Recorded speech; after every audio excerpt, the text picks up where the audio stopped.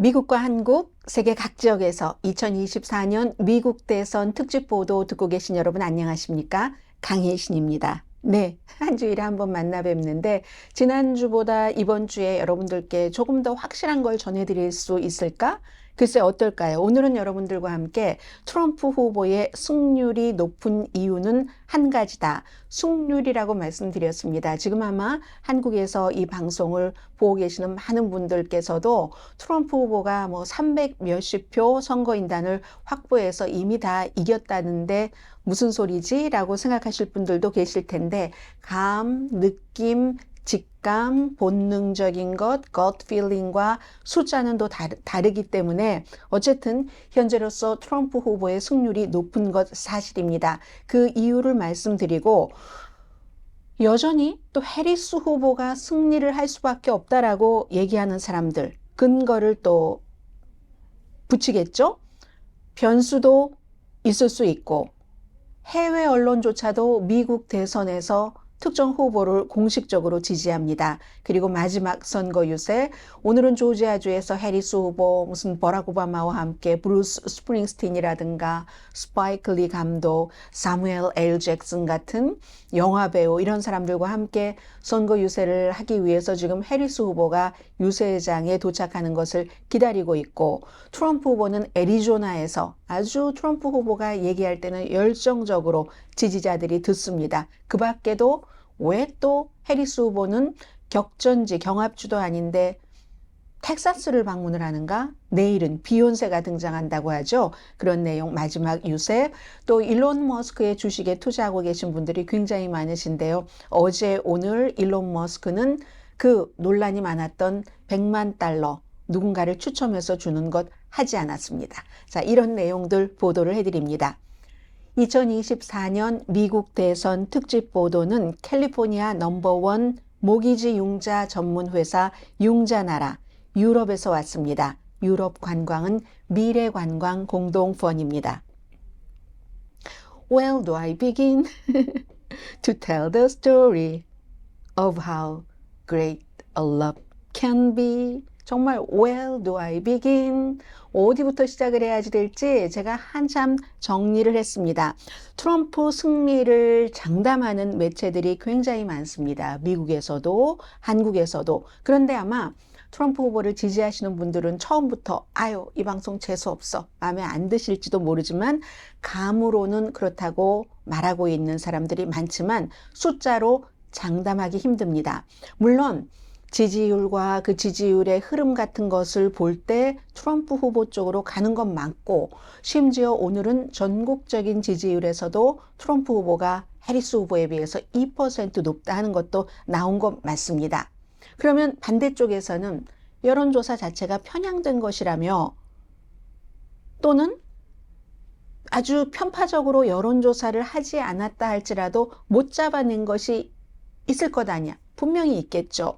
그런 것을 다 감안하고라도 현재로서는 트럼프 후보가 지난 한 열흘 2주일 사이에 치고 올라와서 내려가지 않았습니다. 오히려 한 주일 전에 제가 여러분들께 말씀드렸을 때보다 더 안정적으로 올라간 위치를 차지하고 있는지도 모릅니다. 그런데 오늘은 조금 달라졌습니다.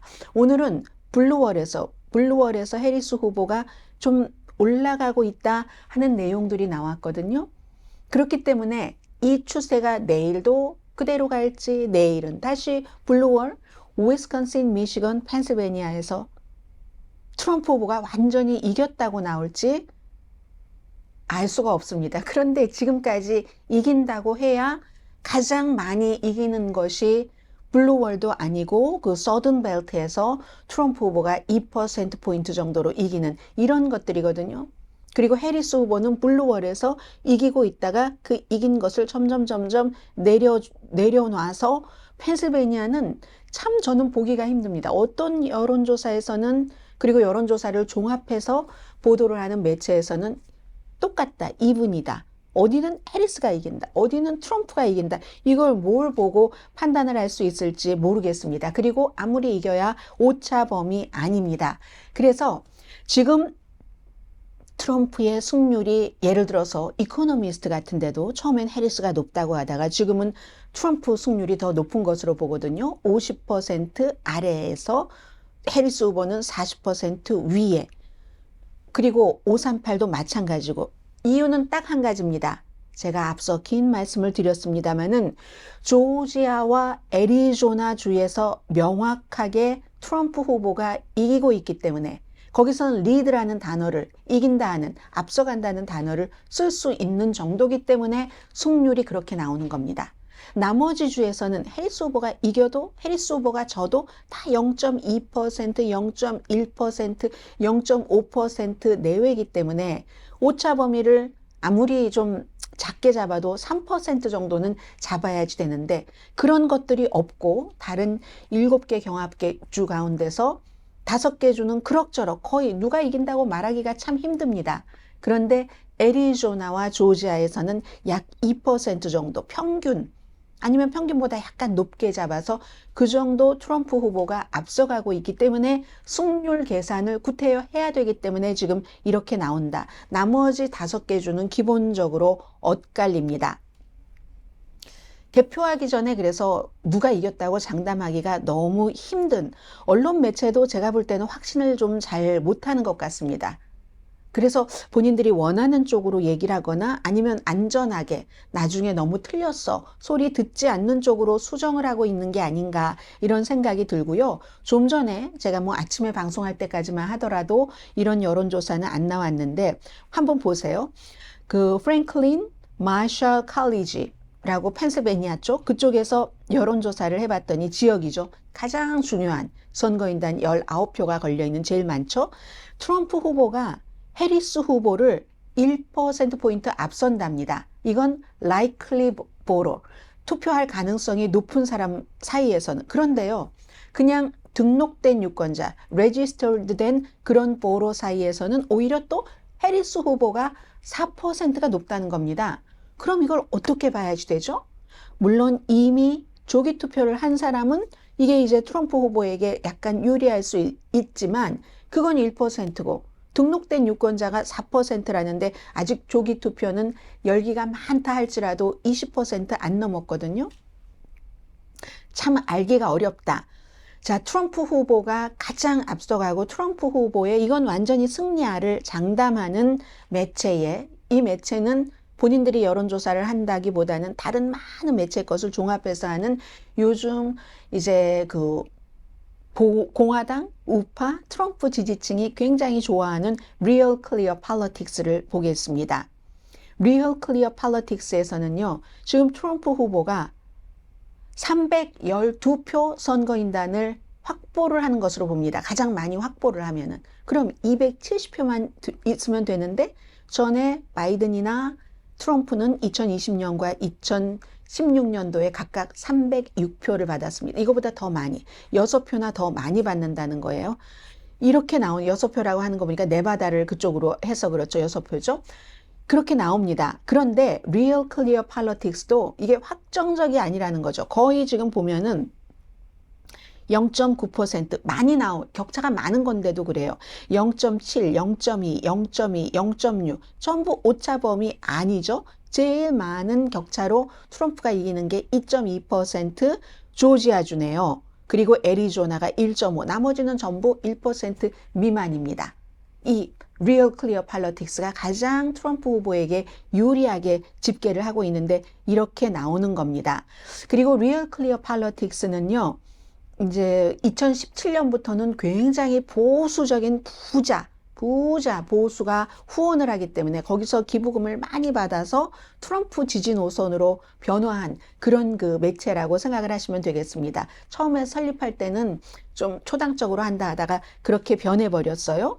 그래서 이제 가장 지금 트럼프 쪽에 아마 한국에서 이 방송을 보고 계시는 분들은 거의 뭐 트럼프가 이긴다라는 보도가 많이 나오는 것 같은데 그럴 수 있습니다. 정말 312표를 선거인단표를 확보해서 이길 수도 있지만 방송을 해야지 되니까 숫자로 말씀드릴 수밖에 없잖아요. 이게 오차 범위이기 때문에 뒤집힐 수도 있다.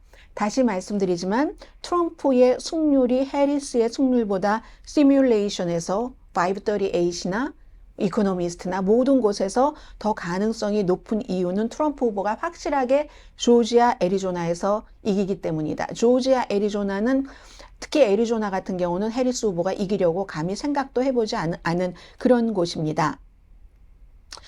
그리고 이제 뭐 여러 가지 그 트럼프 후보가 2%나 이제 앞서간다 하는 거. 이건 이제 월스트리트저널도 그렇게 얘기했고 해리스 X라는 여론조사 기구가 있거든요. 여기서 포브스와 같이 했는데 해리스 X라는 것도 굉장히 이게 편파적으로 아주 내놓고 공화당 이렇게 하는 곳이기 때문에 이것도 참 믿기가 뭐하고 그래서 다시 한번 말씀드리지만 트럼프 후보가 지금의 이 나오고 있는 승률대로 갈 수도 있고 아닐 수도 있고 오차범위 아니기 때문에 그래서 해리스가 이번에는 이긴다라고 말하는 그런 사람들의 얘기를 전해드리겠습니다.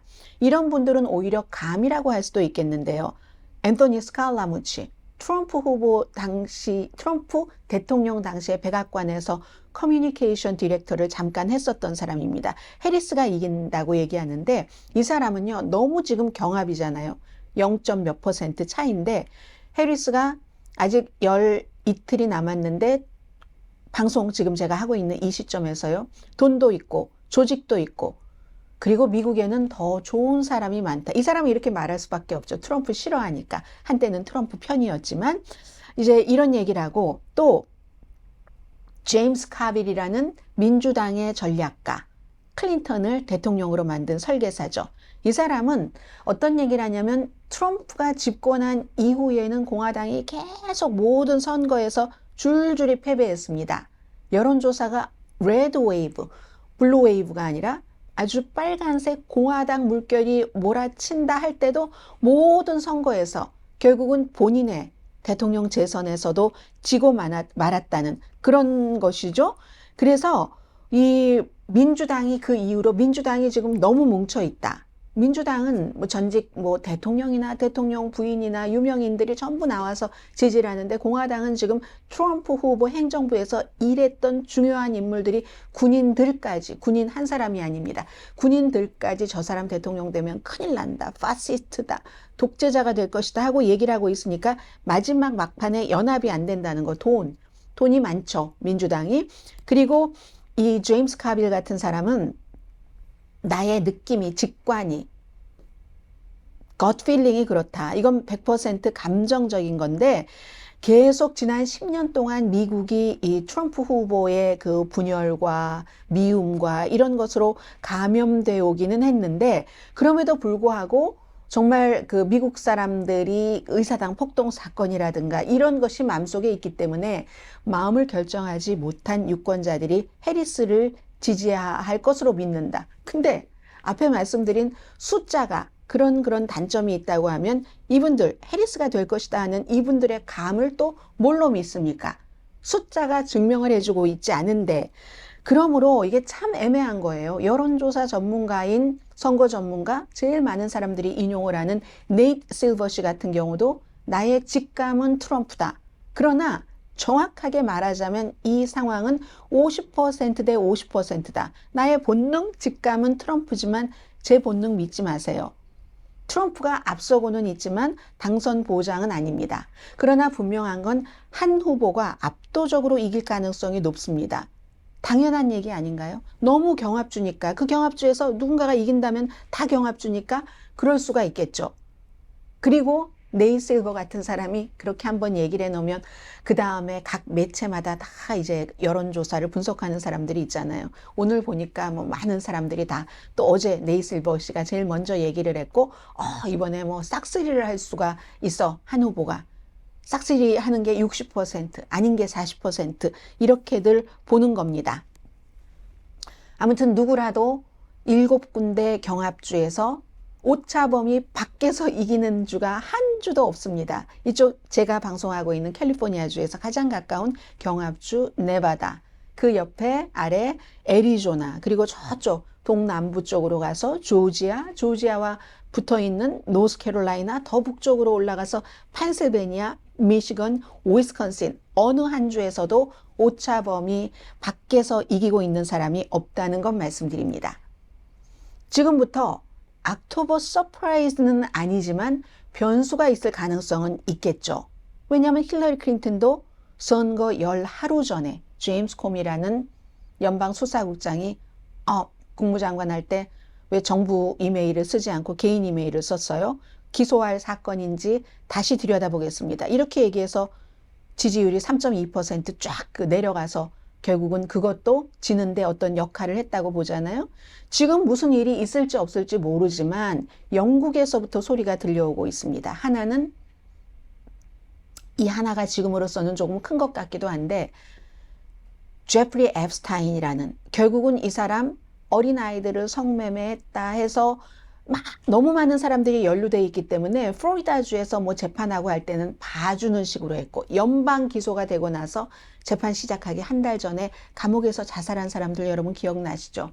무슨 빌 클린턴, 이 트럼프, 뭐 빌 게이츠, 뭐 많은 무슨 학자들도 거기에 다 연루됐다고 하고 오프라 윈프리, 무슨 마이클 잭슨 등등 너무 돈은 다루는데 천재이기도 하고 하니까. 그런데 그 사람이 어린아이들을 이런 유명한 사람들에게 붙여주고 그런 어린아이들의 성접대를 받지 않고 투자만으로 연결되고 괜히 오해받은 사람도 있지만 그런데 이 사람의 여자친구였던 사람이 트럼프 대통령이 아니었을 때 제프리 앱스타인과 트럼프가 너무너무 절친해서 그 집에 갔을 때 트럼프 집에 갔을 때 트럼프가 본인을 막 아무데나 몸을 주물렀다 이런 얘기가 나오는데 이게 일단 여기서 끝날 것인가 아니면 제프리 앱스타인과 뭐 트럼프 사이에 또 뭐가 있었다는 거야 이게 나올지 알 수 없습니다. 그런데 영국 신문 가디언이 사설에서 미국의 민주주의를 지키기 위해서는 해리스가 당선돼야지 된다 하고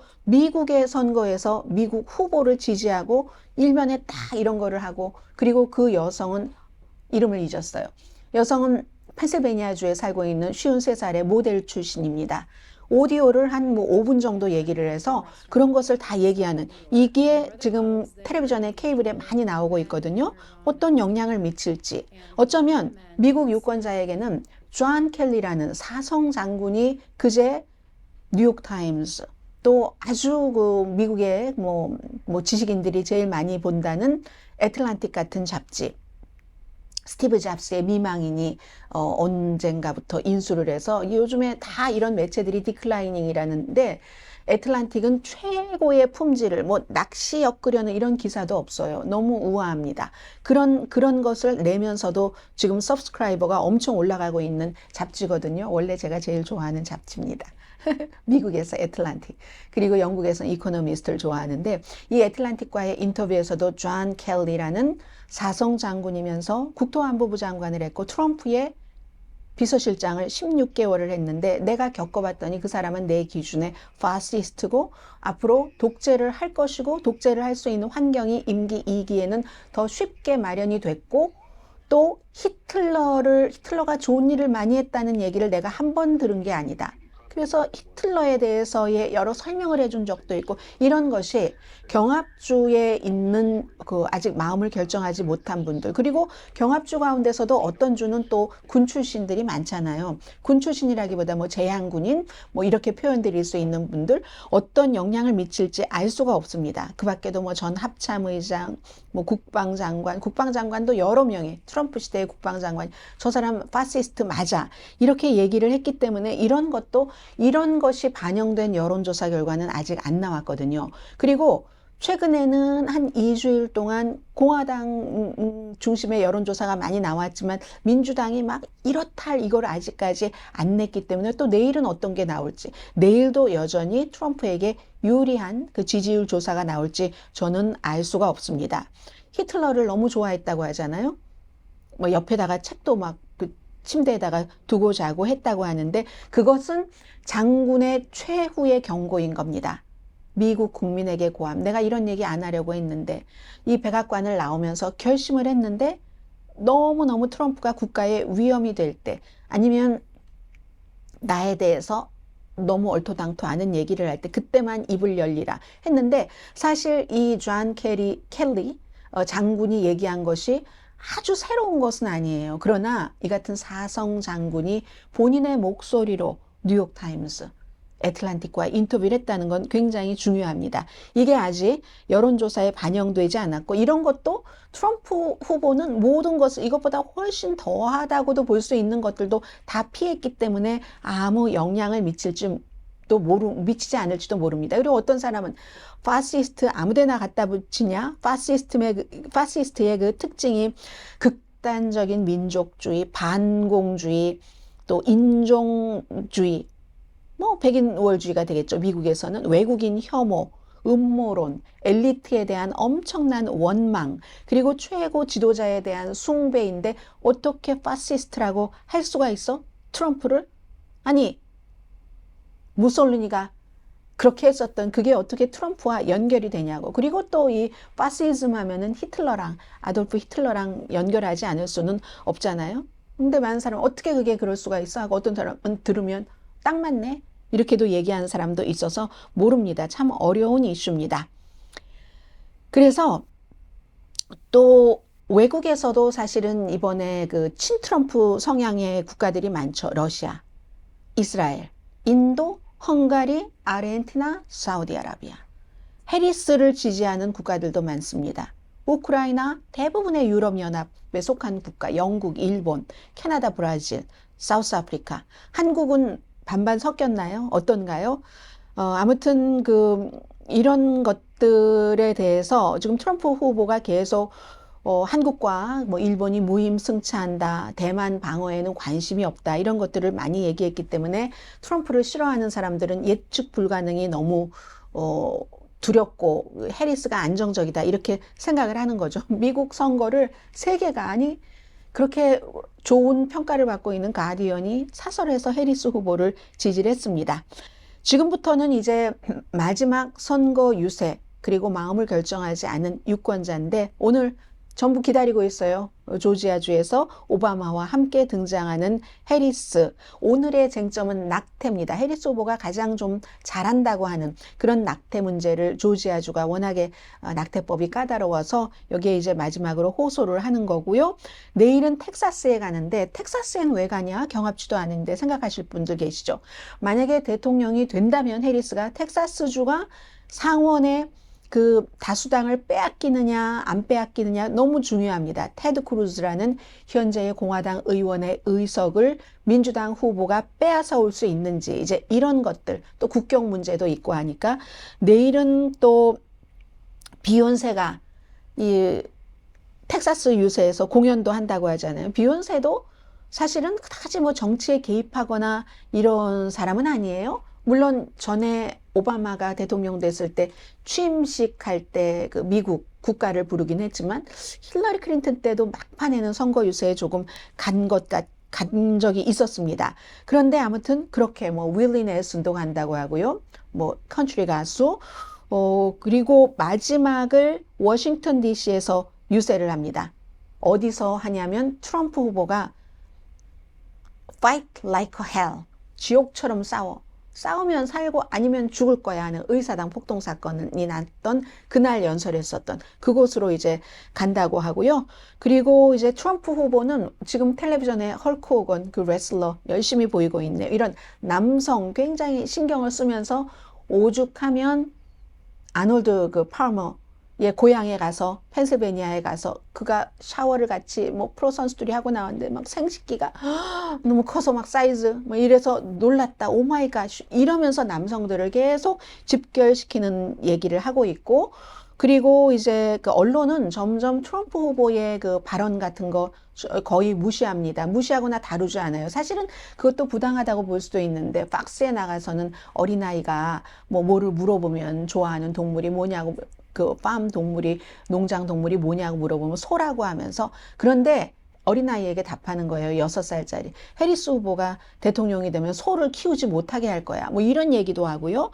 그리고 기후변화를 막기 위해서 새로 짓는 건물에는 전부 창문을 못 내게 할 거야. 뭐 이런 얘기를 하는데도 별로 그야말로 트럼프 후보는 본인이 말하는 것에 대해서 전혀 충격을 받지 않은 그런 겁니다. 그리고 이제 부통령이고 현재의 이제 자신과 같이 라이벌인 이 카멜라 해리스도 S자 무슨 뭐 가장 할 수 있는 심각한 욕을 하고 이렇습니다. 그래서 나이의 그런 어떤 좀 어려움 같은 거, 78세와 60세니까요. 그런 것도 다 극복하고 대단한 지금 선거 캠페인을 트럼프 후보는 하고 있습니다. 마지막으로 워낙에 한국 분들이 일론 머스크에 관심이 많으셔서요. 일론 머스크가 지난주 미국 날짜로는 토요일부터 화요일까지니까 한국 날짜로는 일요일부터 수요일까지 몇 번인가요? 4번 이렇게 저렇게 말을 꾸미지만 결국은 그 목적 자체는 트럼프에게 유리하게 하기 위해서 뭔가 청원서에